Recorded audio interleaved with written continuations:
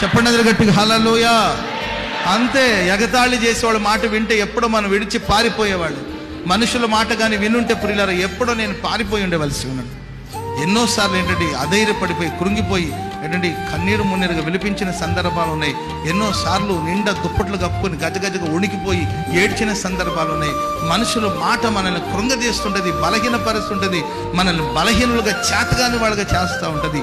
హేళన అనేది మనం భరించలేము. అంతే, ఎగతాళి అనేది ఎవరు భరించలేరండి, అంత నొప్పిని కలిగిస్తుంది.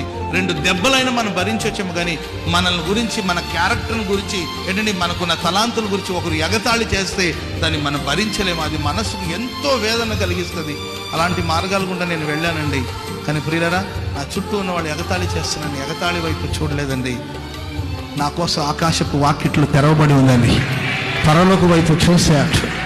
ఆశీర్వాద అనుభవం దేవుడు నన్ను నడిపిస్తున్నాడు. చప్పట్లు కొడుతూ దేవుని నామాన్ని స్తుతులను గట్టిగా, హల్లెలూయా, హల్లెలూయా. మనం బాగుపడితే వాళ్ళు సంతోషించేవాళ్ళు చాలా తక్కువ మంది ఉంటారండి. దూషించేవాళ్ళు ఎక్కువ మంది ఉంటారు. మనల్ని ప్రేమించేవాళ్ళు చాలా తక్కువ మంది ఉంటారు. మనల్ని బాధించేవాళ్ళు ఎక్కువ మంది ఉంటారు. మనకు తెలీదు ఎవరు మనల్ని మెచ్చుకుంటున్నారో, ఎవరు మనల్ని తిట్టుకుంటున్నారో కూడా మనకు తెలియదండి.